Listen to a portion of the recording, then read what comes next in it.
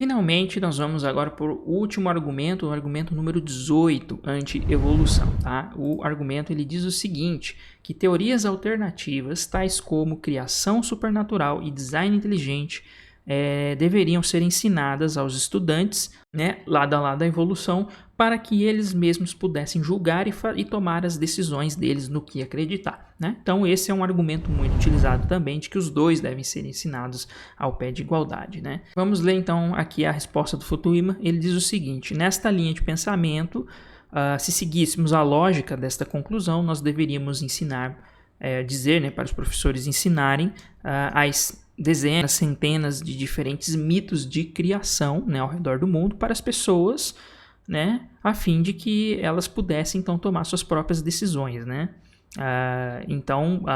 E ainda ele continua dizendo que seguindo, né, essa lógica então de raciocínio, o ensino de explicações sobrenaturais, né, para a vida, por exemplo, deveria então também seguir a mesma lógica para outras áreas. Então deveriam ter explicações sobrenaturais em contraposição a explicações da astronomia, da química, da física e assim por diante, né? Bom, e aí ele continua dizendo, né, que na verdade, obviamente que isso, nenhuma delas vai ser ensinada, nenhuma explicação sobrenatural, porque elas não são científicas, né? E aí o Douglas Fukuyama, ele continua na explicação, na resposta a essa questão de uma forma interessante, que é um ponto que eu também sempre falo. Ele diz assim, continua dizendo que isso, né, esse tipo de atitude implicaria também ensinar aos alunos que para fazer um trabalho adequado de investigação de acidente de avião, as agências federais deveriam considerar a possibilidade de falha mecânica, uma bomba terrorista, um impacto de míssil ou a intervenção sobrenatural. Espera-se que os professores de ciências ensinem o conteúdo da ciência atual, o que significa que as hipóteses que foram fortemente apoiadas e suas ideias, que são objetos de pesquisa em andamento, tá? Ou seja, eles deveriam ensinar que os cientistas fazem. Vários cientistas pesquisaram na literatura científica relatórios de pesquisas sobre design inteligente e ciência da criação e não encontraram tais relatórios. Tampouco há qualquer evidência de que cientistas da criação tenham realizado pesquisas científicas que uma comunidade tendenciosa de cientistas se recusou a publicar. Isso significa que o assunto não deve ser ensinado em um curso de ciências. Então finaliza aqui a resposta do Fukuyama, né? E essa parte do meio aqui da questão que ele coloca, que é o ponto que eu mais concordo, né? De fato, a gente, se fosse para levar a sério esse tipo de raciocínio, de olha, vamos colocar lado a lado a hipótese do design inteligente, da criação que Deus criou, né? Se fosse colocar lado a lado no ensino nas escolas, isso deveria ser feito, então, né? Ou a gente não teria argumentos para ir contra a possibilidade de se colocar outras coisas mais absurdas, né?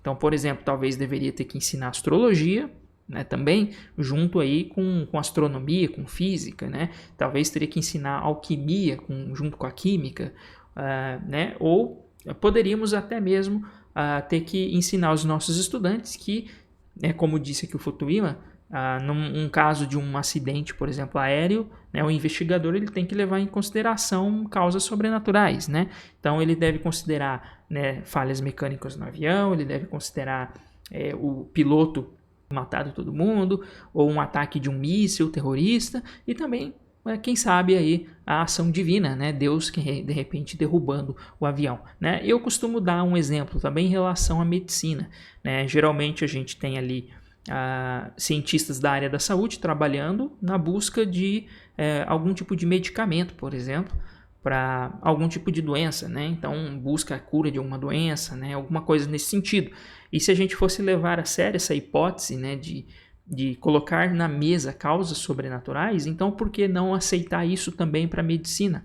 Então vamos considerar também que as explicações, ou na hora que um pesquisador ele vai tentar buscar produzir um remédio, por exemplo, uma vacina, qualquer coisa do tipo, ele deve levar em consideração a possibilidade daquela doença, né, a causa dela ser espíritos e que, portanto, o que deve ser feito são orações e não buscar, por exemplo, um remédio, por exemplo, alguma coisa nesse sentido, tá? Então, eu acho que as implicações de se colocar uma causa sobrenatural, elas acabam, né, gerando uma série de problemas. Então, eu concordo com o Fukuyama nesses pontos que ele colocou, tá? É por isso, né, e por várias outras razões, né, o fato de que também não é científico, nós não temos artigos científicos publicados por criacionistas, tá? Nem o pessoal do design inteligente, que falam sobre essas supostas hipóteses deles, né, que eles apresentam como científico. Há até tentativas, né, mas obviamente muitos desses artigos são rejeitados, ou eles até às vezes passam numa revista e depois a revista vê que fez uma cagada e retira, mas isso não é por uma questão, como eles costumam dizer, de estar censurando, né, uma outra vertente científica, não é nada disso. É porque, de fato, na academia, né, no mundo acadêmico, a gente tem nossos trabalhos, quando nós submetemos para uma revista, ela passa pela revisão de pares, né, ou seja, são pelo menos 2 pessoas, aí, 2 cientistas que trabalham na mesma área que você não sabe quem são e nem ele sabe quem você é, vão revisar o seu artigo e vai dar o veredito se aquele artigo está bom para ser publicado, se precisa passar por modificação, se são muitas modificações ou se simplesmente devem ser rejeitados, né? Então ele vai passar por essa revisão aí de pares, tá? Que seria uma revisão cega, né? Cega no sentido que eles não sabem quem são os autores, né? Então, todo cientista que vai publicar um artigo passa por isso. E se tiver um artigo falando bobagem, besteira e envolvendo questões de crenças pessoais, obviamente esses artigos serão rejeitados, tá? Então, não é por uma questão de perseguição, mas uma questão de bom senso dentro da ciência. É que esses possíveis trabalhos acabam não sendo publicados também em revistas de prestígio, tá certo? Bem, então é isso, gente. Aqui a gente finaliza a nossa série, né, das 18 argumentos, né, dos 18 argumentos anti-evolução. Espero que vocês tenham gostado. Muito obrigado e nos vemos na próxima.